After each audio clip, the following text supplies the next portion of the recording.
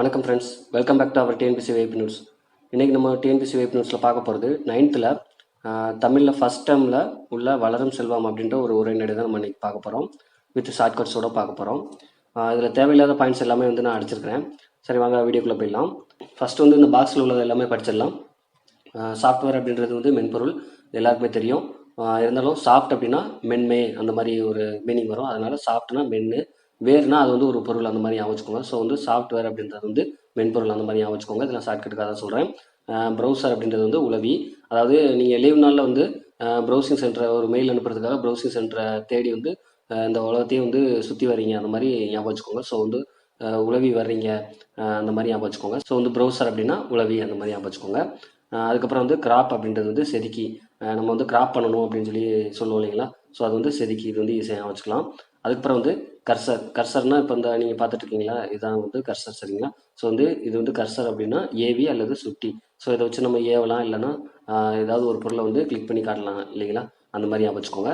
அதுக்கப்புறம் சைபர் ஸ்பேஸ் அப்படின்றதுனாலே விண்வெளி அந்த மாதிரி ஞாபகம் இல்லைங்களா. ஸோ இந்த ஸ்பேஸ்ன்றது வெளி மட்டும் ஞாபகம் வச்சுக்கோங்க. சைபர் அப்படின்னாலே நம்ம அந்த சைபர் கிரைம், இணைய குற்றம் அந்த மாதிரிலாம் கேள்விப்பட்டிருப்போம் இல்லைங்களா. ஸோ சைபர் அப்படின்னா இணையம் அந்த மாதிரி வச்சுக்கோங்க. ஸோ சைபர் ஸ்பேஸ் அப்படின்னா இணைய வெளி, சரிங்களா. அதுக்கப்புறம் சர்வர் அப்படின்னா வையக விரிவலை வழங்கி, சரிங்களா. இது எப்படி ஈஸியாக வச்சுக்கலாம் அப்படின்னா, நீங்கள் அதாவது சர்வர் வேலைக்கு நீங்கள் www.டாட்டில் நீங்கள் சர்ச் பண்ணி நீங்கள் கூகுளில் சர்ச் பண்ணுறீங்க அந்த மாதிரி வச்சுக்கோங்க. ஸோ சர்வர் அப்படின்னா www. அப்படின்றது வையக விரிவலைன்னு சொல்லி நமக்கு எல்லாருக்குமே தெரியும். ஸோ வேர்ல்டு வைடு வெப், சரிங்களா. ஸோ சர்வர் வேலையில் சேர்றதுக்காக நீங்கள் இந்த மாதிரி ட்ரை பண்ணுறீங்க அந்த மாதிரி வச்சுக்கோங்க. அதுக்கப்புறம் ஃபோல்டர் அப்படின்னா உரை, சரிங்களா. இது எப்படி ஈஸியாக வச்சுக்கலாம் அப்படின்னா, போல்ட்டை ஒரு உரைக்குள்ளே போட்டு வச்சுருக்காங்க அந்த மாதிரி வச்சுக்கோங்க. ஸோ ஃபோல்டர் அப்படின்றது போல்ட்டை ஒரு உரைக்குள்ளே, அதாவது ஒரு கவருக்குள்ளே போட்டு வச்சுருக்காங்க அந்த மாதிரி வச்சுக்கோங்க. ஸோ ஃபோல்டர் அப்படின்னா உரை, சரிங்களா. அதுக்கப்புறம் லேப்டாப்னா மடிக்கணினி, இது எல்லாருக்குமே ஈஸியாக ஞாபகம் இருக்கும். அதுக்கப்புறம் முக்கியமாக பார்க்க வேண்டியது இந்த டேபிள் தான். இந்த டேபிள் வித் ஷார்ட்கட்டோட ஈஸியாக எப்படி ஞாபகம் வச்சுக்கலாம் அப்படின்றது நான் ஒரு வீடியோ தனியாக போட்டிருக்கிறேன். ஸோ அதோடைய லிங்க் நான் இந்த வீடியோடைய எண்ட் ஸ்க்ரீனில் நான் கொடுக்குறேன். ஸோ பார்க்காதவங்க பாருங்கள். அதுக்கப்புறமா தமிழர்கள் பழங்காலத்திலேயே பார்த்திங்கன்னா கடல் துறையில் பெரும் முன்னேற்றம் அடைஞ்சிருந்தாங்கன்னு சொல்லியிருக்காங்க.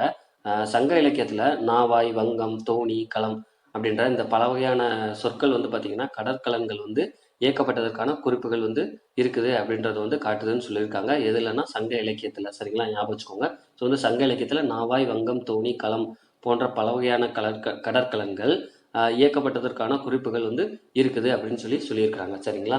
ஸோ இது எல்லாமே ஒரே மீனிங் தான். ஸோ படகு இல்லைன்னா கப்பல் அந்த மீனிங் தான் வரும். நாவாய், வங்கம், தோணி, களம் இது எல்லாமே ஒரே மீனிங் தான் வரும்.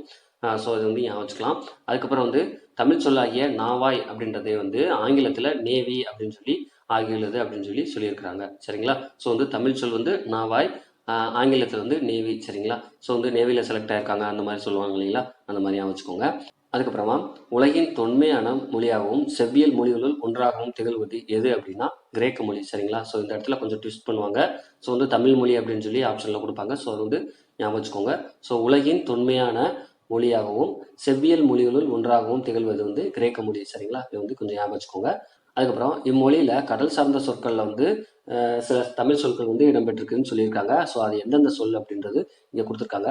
ஸோ எரித்திரை தமிழில் எரித்திரை அப்படின்றது அங்கே கிரேக்கத்தில் எருத்ரான் அப்படின்னு சொல்லியிருக்காங்க. ஸோ இது எல்லாமே நான் ஷார்ட்கட்டில் சொல்கிறேன், ஞாபகம் வச்சுக்கோங்க. ஸோ எரித்திரை அப்படின்றது எரி அந்த மாதிரி மட்டும் ஞாபகம் வச்சுக்கோங்க. ஸோ நம்ம கிரிக்கெட் விளாண்டுருப்போம் இல்லைங்களா. ஸோ அந்நேரம் எரிரண்டா அந்த மாதிரி சொல்லுவோம் இல்லைங்களா. பவுலிங் படையில் ரொம்ப எரிரண்டா அப்படின்னு சொல்லுவோம் இல்லைங்களா. ஸோ அதை எரியிறான் அப்படின்னு சொல்கிறத இருத்துறான்னு சொல்லுவோம் இல்லைங்களா. அவன் இருத்துறான்டா அப்படின்னு சொல்லுவோம் இல்லைங்களா. ஸோ இருத்துறான்றத எருத்துறான் அந்த மாதிரி ஞாபகம் வச்சுக்கோங்க. ஸோ எரிதிரை அப்படின்றது எருத்துறான் அந்த மாதிரி ஞாபகம் வச்சுக்கோங்க. அதுக்கப்புறம் கலன்றது கிரேக்க மொழியில் கலியகோன்னு சொல்லி சொல்கிறாங்க. ஸோ கலன் அப்படின்றது ஒரு வாட்டர் பாட்டில் அந்த மாதிரி ஞாபகம் வச்சுக்கோங்க. ஸோ மக்கள் கொண்டு வந்த வாட்டர் பாட்டில் தண்ணி தீர்ந்து போச்சு, அதனால கலைஞ்சு போயிடுறாங்க அந்த மாதிரி ஞாபகம் வச்சுக்கோங்க. ஸோ கலையோ அப்படின்றது கலைஞ்சு போயிடுறாங்க. கலையோ கோய், அதாவது கோனா போ அந்த மாதிரி ஞாபகம் வச்சுக்கோங்க. ஸோ கலைஞ்சு போயிடுறாங்க. ஸோ கலைஞ்சு போயிடுறாங்க. ஸோ கலையோ கோய் அந்த மாதிரி ஞாபகம் வச்சுக்கோங்க. அதுக்கப்புறம் நீர் எந்த மாதிரி சொல்கிறாங்க அப்படின்னா நீரியோஸ், அப்புறம் நீரிய அந்த மாதிரி சொல்கிறாங்க. ஸோ இது எப்படி ஈஸியாக வச்சுக்கலாம் அப்படின்னா இயர் அந்த மாதிரி நம்ம படிச்சிருக்கோம் இல்லைங்களா. ஸோ அந்த மாதிரி ஞாபகம் வச்சுக்கோங்க. ஸோ நீர் அப்படின்றது நீரிய, க இய இயர் அந்த மாதிரி வருது, அந்த மாதிரி ஞாபகம் வச்சுக்கோங்க. ஸோ வந்து நீர் அப்படின்றது வந்து நீரிய, அப்புறம் வந்து நீரியோஸ், நீரிய அப்படின்றது வந்து நீரியோஸ் அந்த மாதிரி மாறிடுச்சு, அந்த மாதிரி ஞாபகம் வச்சுக்கோங்க. அதுக்கப்புறம் நாவாய், நாவாய் அப்படின்றது வந்து நாயு அந்த மாதிரி ஞாபகம் வச்சுக்கோங்க. ஸோ இது எப்படி ஞாபகம் வச்சுக்கலாம்னா வாய் வந்து நாய்க்கு வந்து பெருசாக இருக்கும் அந்த மாதிரி ஞாபகம் வச்சுக்கோங்க. ஸோ வந்து வாய் வந்து நாய்க்கு வந்து பெருசாக இருக்கும் அந்த மாதிரி ஞாபகம் வச்சுக்கோங்க. அப்புறம் வந்து தோனி வந்து தோனிஸ். ஸோ வந்து தோனியை வந்து கிரேக்கத்தில் வந்து தோனிஸ்ன்னு சொல்லுவாங்க. ஸோ வந்து இது வந்து சிங்குலர், இது வந்து ப்ளூரல் அந்த மாதிரி ஞாபகம் வச்சுக்கோங்க. ஸோ தோனின்றது சிங்குலர், தோனிஸ் அப்படின்றது வந்து ப்ளூரல் அந்த மாதிரி ஞாபகம் வச்சுக்கோங்க. இல்லை ஷார்ட்கட்டுக்காக தான் சொல்கிறேன். அதுக்கப்புறம் கடல்சார் துறையில் மட்டுமல்லாது பண்டைய தமிழர்கள் வந்து கவிதையிலும் முன்னேற்றம் பெற்றிருந்தார்கள்னு சொல்லியிருக்காங்க. அப்புறம் வந்து கவிதை சார்ந்த சொற்களை தமிழிலும் கிரேக்க மொழியிலும் ஒப்பாக காண முடிகிறதுன்னு சொல்லியிருக்காங்க. சரிங்களா? ஸோ வந்து கவிதையிலேயும் வந்து பண்டைய காலத்தில் வந்து தமிழர்கள் முன்னேற்றம் அடைஞ்சிருந்தாங்க. அதுக்கப்புறம் வந்து கவிதை சார்ந்த சொற்களை தமிழிலும் கிரேக்க மொழியிலும் ஒப்பாக காண முடிகிறது. ரெண்டு இடத்துலையுமே வந்து ஒரே மாதிரி இருக்குது அந்த மாதிரி சொல்லியிருக்காங்க. ஸோ தமிழில் வந்து பா அப்படின்றது வந்து என்னன்னு சொல்லி எல்லாருக்கும் தெரியும். ஸோ பா அப்படின்றது வந்து பாடல், பாட்டு அந்த மாதிரி நமக்கு தெரியும் இல்லைங்களா? ஸோ இந்த சொல் வந்து கிரேக்க மொழியில் தொன்மையான காப்பியமாகிய இலியாத்தில் வந்து பார்த்தீங்கன்னா பாயி யோனா அந்த மாதிரி வந்து குறிப்பிட்டிருக்கிறாங்க. ஸோ வந்து பா அப்படின்றது வந்து பாயி யோனா அந்த மாதிரி சொல்லியிருக்கிறாங்க. அதுக்கப்புறம் அப்பல்லோ அப்படின்ற கடவுளுக்கு பாடப்படுவது தான் பா அப்படின்னு சொல்லி கிரேக்கத்தில் வந்து குறிக்கப்படுது அப்படின்னு சொல்லியிருக்காங்க. ஸோ இதை எப்படி ஈஸியாக வச்சுக்கலாம் அப்படின்னா அப்பல்லோனா வந்து நமக்கு ஹாஸ்பிட்டல் தான் யாரும் சரிங்களா? ஸோ வந்து ஹாஸ்பிட்டலில் வச்சு வந்து பாட்டு பாடுறாங்க. ஸோ வந்து அவங்க வந்து கண்டிப்பாக வந்து ஹாஸ்பிட்டலில் வச்சு பாட்டு பாடுறாங்க அப்படின்னா வந்து அவங்களுக்கு கிறுக்கு பிடிச்சிருக்கணும் அந்த மாதிரியா வச்சுக்கோங்க. ஸோ வந்து இதெல்லாம் ஷார்ட்கட்டுக்காக தான் சொல்கிறேன். ஸோ வந்து அப்பல்லோ அப்படின்ற கடவுளுக்கு வந்து பா, பானா வந்து பாட்டு. இந்த மாதிரி வந்து அப்பல்லோ அப்படின்ற கடவுளுக்கு வந்து பாடப்படுவது பா அப்படின்னு சொல்லி குறிக்கிறது வந்து எது அப்படின்னா வந்து கிரேக்கத்தில் வந்து குறிக்கிறாங்க. சரிங்களா? ஸோ அந்த மாதிரி வந்து சொல்லியிருக்கிறாங்க. அதுக்கப்புறம் வந்து பா வகைகளில் ஒன்று வெண்பா என்பது நமக்கு எல்லாருக்குமே தெரியும். சரிங்களா? வெண்பாவின் ஓசை வந்து செப்போலோசை, இதுவும் வந்து நமக்கு தெரியும். ஆனால் கிரேக்கத்தில் வந்து வெண்பாவுடைய பாடல்கள் வந்து சாப்போ அப்படின்றது சொல்லியிருக்கிறாங்க. சரிங்களா? ஸோ வந்து கிரேக்கத்தில் வெண்பாவுடைய பாடல்கள் வந்து சாப்போ அப்படின்னு சொல்லி அழைக்கப்படுது அப்படின்னு சொல்லியிருக்காங்க. ஸோ இது எப்படி வச்சுக்கலாம் அப்படின்னா சாப்போ அப்படின்றது வந்து சாப்பிட போனோம். சரிங்களா? அந்த மாதிரி வச்சுக்கோங்க. ஸோ வந்து கிரேக்கத்தில் வந்து சாப்பிட போனால் வந்து செப்பல் போட்டு போனோம் அந்த மாதிரி வந்து அவங்க சொல்லுவாங்க. அந்த மாதிரியா வச்சுக்கோங்க. ஸோ வந்து கிரேக்கத்தில் வந்து சாப்பிட போனா, சாப்போ அப்படின்றது வந்து சாப்பிட போனா அந்த மாதிரி வச்சுக்கோங்க. ஸோ சாப்பிட போகையில் செப்பல் போட்டு போகணும் அந்த மாதிரி வச்சுக்கோங்க. இதெல்லாம் ஷார்ட்கட்டுக்காக தான் சொல்கிறேன். ஸோ வந்து கிரேக்கத்தில் வந்து வெண்பாவுடைய பாடல்களுக்கு வந்து என்னன்னு சொல்லி சொல்கிறாங்க அப்படின்னா சாப்போ அந்த மாதிரி வச்சுக்கோங்க. சரிங்களா?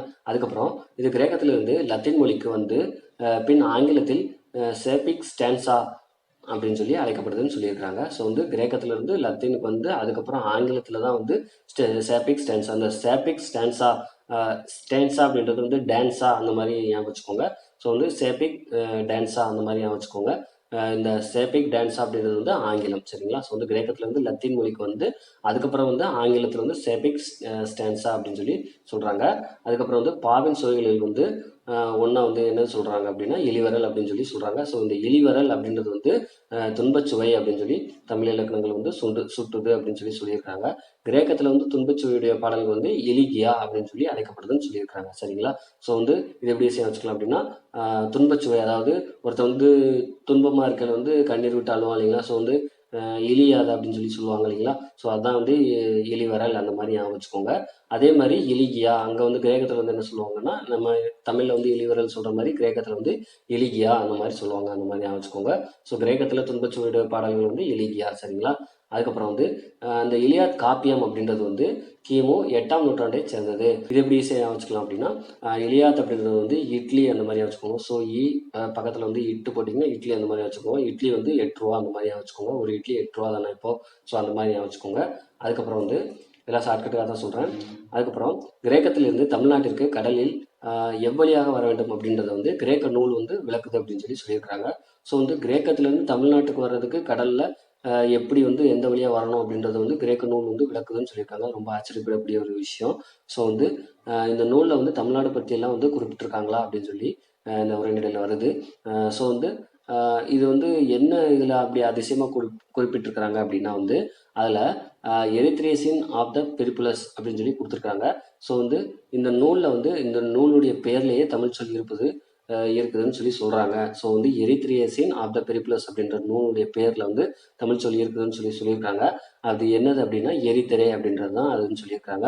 ஸோ வந்து கடலை சார்ந்த பெரிய புலம் அப்படின்றது, அதாவது இந்த எரித்ரியேசின் ஆஃப் த பெரிப்புலஸ் அப்படின்னு சொல்லி இந்த இதுக்கு வந்து மீனிங் என்னது அப்படின்னா கடலை சார்ந்த பெரிய குளம் அப்படின்றது தான் இந்த எரித்ரியேசின் ஆஃப் த பெரிப்புலஸ் அப்படின்றதுக்குள்ளான மீனிங் அப்படின்னு சொல்கிறாங்க. அதுக்கப்புறம் பின்னாடி உள்ளதெல்லாம் வந்து ரொம்ப இம்பார்ட்டன்ட் கிடையாது. ஸோ வந்து எக்ஸாம் பாயிண்ட் ஆஃப் வியூவில் இது எதுவுமே வந்து முக்கியம் கிடையாது. ஸோ அதுக்கப்புறம் வந்து நம்பர்ஸ்க்கு வந்து தமிழ் எழுத்துக்கள் சொல்லியிருக்காங்க. ஸோ வந்து 1 to 10 வரை நம்பர்ஸ் கொடுத்துருக்காங்க. இது எப்படி ஈஸியாக வச்சுக்கலாம் அப்படின்னா இது ஃபுல்லாகவே அப்படியே படிச்சிருங்க. கவுஞ சருசு என்னென்னன் கூமாப்பட்டியில் காய்கறி கடை வச்சுருக்கான், அந்த மாதிரியா வச்சுக்கோங்க. இதெல்லாம் ஷார்ட்கட்டுக்காக தான் சொல்கிறேன். ஸோ வந்து கவுஞ சருசு என்னென்னன் கூமாப்பட்டியில் காய்கறி கடை வச்சுருக்கான். ஸோ இந்த இந்த ஜீரோன்றது துணை எழுத்து அந்த மாதிரி வச்சுக்கோங்க. யா அப்படின்றது வந்து ஈ அந்த மாதிரி வச்சுக்கோங்க. ஸோ காய்கறி கடை வச்சுருக்கான் அந்த மாதிரியா வச்சுக்கோங்க. ஸோ இது எல்லாமே வந்து நீங்கள் எழுதிட்டு மேலே நம்பர்ஸ் போட்டிங்க அப்படின்னா உங்களுக்கு வந்து க்ளீனாக வந்து ஞாபகம் வந்துடும். ஸோ இதெல்லாம் ஷார்ட்கட்டுக்காக தான் சொல்கிறேன். ஸோ அவ்வளோதான் கைஸ், வளரும் செல்வத்தில் உள்ள முக்கியமான பாயிண்ட்ஸ் எல்லாமே ஷார்ட்கட்ஸோட பார்த்தாச்சு. மறுபடியும் அடுத்த வீடியோவில் பார்க்கலாம். Thank you guys.